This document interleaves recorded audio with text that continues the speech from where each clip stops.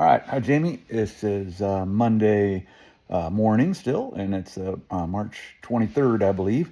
And this is just making them for you, so I can get something done. And just trying to hit the high points, stuff that uh, I look back and think were important. And I can't really start off with being born and childhood, other than as you know, we both have ADHD, and according to the psychologists and psychiatrists, the people that tested me and graphed me, that I am on the extreme high end, severe ADHD, as well as anxiety and dyslexia and dyscalculia, which numerical dyslexia. So I went into life with these things. I do not look back on them as being um, disabilities at all. I look them all as being positive things. I just wasn't. I didn't have people around me to support me and teach me and learn how to use these things to my benefit. So I think that the biggest part about my childhood, my growing up and everything, is the fact that I didn't have anybody in my life that taught me, loved me, supported me. And so that's the bad part of my growing up. But as I look back on most of my growing up, it's mostly fond memories, um, because of friends. I have my next oldest brother is about your age. He was born, I believe, in 1951. He's not 9 years older than I am. And I think our birthdays are I'm in June, he's in September. I think at some part of the year we're 10 years apart, but then it comes to be 9 years apart when he turns in September. So a big gap there. He did his best to be a good brother to me and let me hang around him a bit, but big age difference. And so he was my oldest brother Mike was gone before, when I was born. Never knew him. My sister Kathy was around. She is upset with me that I don't remember her being around, because she was my mom for the first 3 years of my life. My mother didn't do a good job of it, so my sister filled in, but I don't remember her at all. And then my brother John, I do remember him being around a little bit, but he left when I was young too. So my only sibling around was my brother Tim, and he was and I admired him. I looked up to him, I still do. But he couldn't be a father to me, and my dad was. At that time, he was not an alcoholic. He did drink. Both my parents drank quite a bit. Irish Catholic family. But he smoked 3 or 4 packs of Salem menthols a day. He was very unpleasant to be around. I don't think he bathed a lot. His nickname was Grumpy. He had no friends whatsoever. At the time, I did not know that he had been molesting his daughter, my sister Kathy. Probably when she was from 15 or 16, is kind of sounds like what I get from it. So I was born in 1960, so she was about that age when I was born. My mom knew about what was going on upstairs, and didn't turn my dad in. My dad worked for the railroad. I don't know that there was a union back then or whatever. He wasn't getting paid what other railroad workers were, but it was enough for us to live on. And if my mom left him, she would have, 5 kids at home, and her jobs, might have paid 25 cents an hour or something, So she put up with it, which I think was bad, and messed up my sister Kathy, messed up my mom, So my mom never should have married my dad. She had just lost her dad in New Year's Eve, 1922, and he was killed on the railroad, crushed between 2 railroad cars, and a horrific accident, and then upset my mom very much. And excuse me. So she just shortly after that, she turned 18. She was going to Rogers High School, and my dad is 9 years older than my mom, and he was hanging around at the high school looking for young girls to pick up, and My mom was in a vulnerable place, and so they only dated for a very short time. She graduated, they got married right then, started the family right then, and that was kind of it for my mom. My mom came from a good Baptist family, and her brothers and sisters all went to college and did really well. My mom didn't. She got locked into this relationship. Um, and so she was, I think she was looking to get out of it as soon as possible. And she had been 9 years since she'd been pregnant, and then I came along. So I was a surprise. I was an unplanned, unwanted child by both my parents. My dad didn't want me around either. My mom didn't want me around. Excuse me. But my earliest memories, I look at pictures and stuff like that. There's not too many pictures of me, but I don't remember being unhappy, about my home situation. I didn't know what my home situation was. I believe that I had an experience where Jesus came and met me and changed my life when I was 19 years old, and I just shortly after that I learned enough about Jesus that I asked him to forgive my sins, and I became a follower of his at 19, and that has been the greatest thing in my life. And I believe because of that, when I die soon, probably, I am going to go to eternity where there is no time. And so from eternity's point of view, looking back at my life, I've been a Christian. I'm a follower. I'm in the book. And so I think that growing up, I had Jesus. I've always believed in God. I've always believed in Jesus. Even before I knew him, I had a relationship with him. I loved being outside. I enjoyed his creation. I talked to him all the time. And so I really, as an ADHD dyslexic person, I valued relationship. I needed relationship. I craved relationship. I wanted a relationship with my parents, but they were mean. They were not cool, and they didn't want anything to do with me.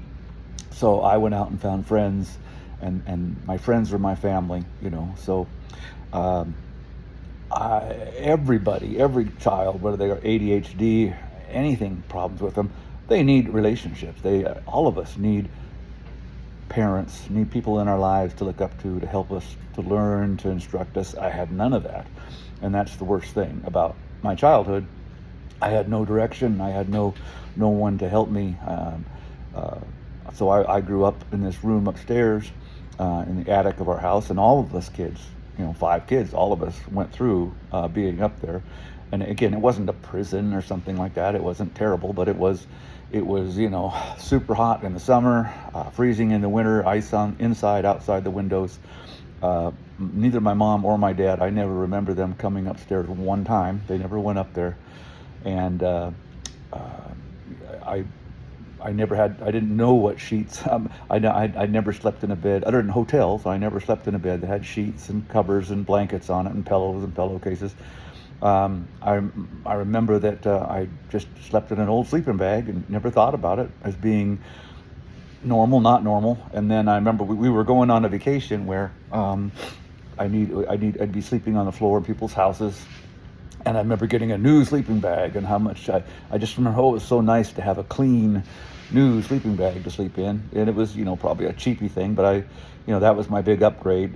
And I slept in, on this pee-stained, stinky mattress, hand-me-down, in a sleeping bag by myself up there for many years, until my brother moved out when he was, he went out to WSU when he was 19, 20, and something like that.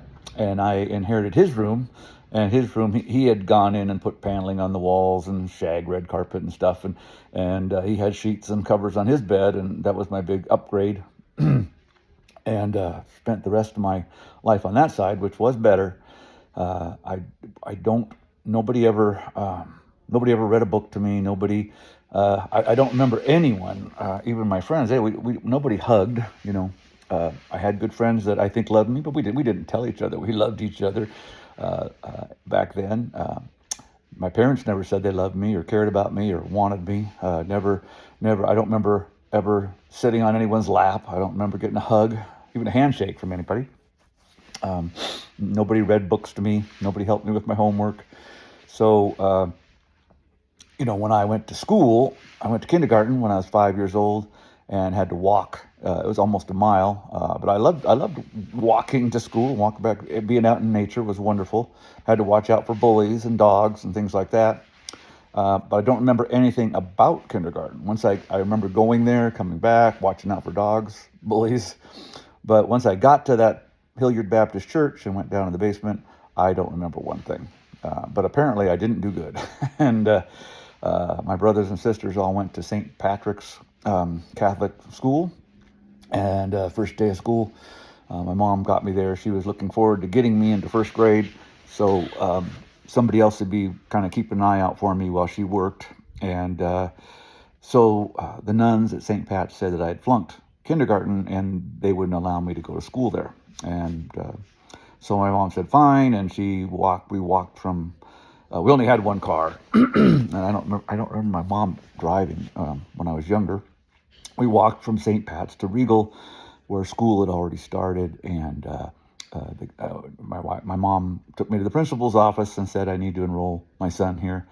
And so I remember that was just kind of an uncomfortable situation, and but they did it, and my mom left, and the principal said, well, your class is outside having a little recess, playing a game. So she took me out there onto the blacktop where there was a circle of kids out there, probably, 30 kids maybe, and a teacher, and she introduced me to the teacher, and she was busy, and she said, well, just get in the circle, we're playing a game. And I had no idea they were playing Duck, Duck, Goose. I'd never heard of that, didn't know what they were doing. And so I was nervous about that, and and kids can be cruel, and I'm a new kid here, and so she said, well, just get into the circle, and nobody would let me in. And so she had to force two kids apart and put me in there that didn't want me in their circle. And so, and she said, go, the game started, and somebody was it wasn't me. And they ran around the outside of the circle. I'm trying to figure out what's going on. And I was all through, from kindergarten all the way up to through fifth grade, I was the shortest kid in school, skinniest kid in school. Even the girls were all bigger than me. So this kid came running around the outside of the circle, and when he got to me, he slapped me on my back, knocked me down, and said, you're it. And I had no idea what we were doing, what we were going on. And the kid said, well, come on, get up, run. You got to run. So I ran home. That's what I did. And so the school had to call where my mom worked at a nursing home, and she had to leave work and explain what was going on and go home and get me and walk me back to Regal grade school. And now the class is in session. And so now the kids are talking about me and laughing about me and bringing me back in the classroom. And she's taking a roll call. And, I went by Benny. I was named after my uncle Benny, who was Brendan. We're both Brendan and Benny. And so she's looking at, nobody had ever heard the name Brendan, so she's going through a roll call, and people are saying, yeah, here. And she gets to my name, and she says, well, it must be a misprint. So she's got to be Brenda, and so she doesn't know the kids' names yet. It's first day of school. And she goes, Brenda King. And I wasn't going to say anything, and so, Brenda King, who's Brenda? Where's Brenda King? Brenda King, raise your hand. And no. And finally, she wasn't going to give up. So I said, well, I'm Brendan. I go by Benny, and all the kids laughed at that. And so that was my first day of school. And all the other kids knew how to read and do some math. I didn't know how to do anything. And there was nobody had ever heard of ADHD or dyslexia or any of that kind of stuff, at least not in the town I grew up in, Hilliard, at the public school. And so I just remember not liking school. I had friends at school, a few friends, and outside of school, that was my family. Hung around with them, enjoyed being alive, enjoyed those relationships. I didn't enjoy school. And I had to taught myself how to read, taught myself how to do math. I never could, still can't keep numbers in my head, but I kind of developed my own way of counting and doing math and stuff because I was smart, didn't know I was smart. Nobody ever told me I was smart. And so that was grade school. And I'm so thankful that I was born and that I'm alive. But the big deal for me is I could have done so much better. Any direction at all, I would have taken it to heart. I would have followed anybody's direction, leading. I had none, so I was on my own. Jesus was watching out for me, but much later, when I was in my 20s, maybe 30s, I had that vision where, one and only vision, miraculous, 3D color, sense around, feel around. It was real, and I wasn't asleep. And first thing Jesus does is take me back to my upstairs bedroom, and there I am by myself, and he says, "This is not your fault, you didn't have good parents, you didn't have a good father," and he said, "I'm going to be your father, and I'm gonna rebuild you. You were put together with gum and Legos and rubber bands and popsicle sticks, whatever I can remember it.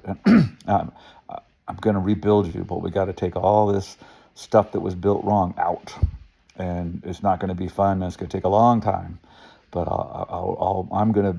You can trust me. I'm going to build you right and make you into the man of God, the child of God that I was intended to be and could have been.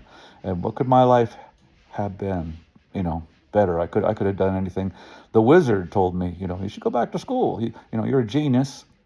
I didn't believe him, but you could do or be anything you wanted to. You could be a scientist. You could be an author. You could be a surgeon. And I did not want to go back to school. So, well, you should write a book then, and I haven't done that yet. Probably will, hopefully. Maybe if he'd have known about you, he said you should tell all this to Jamie Hansen, and maybe he'll interview you in a podcast.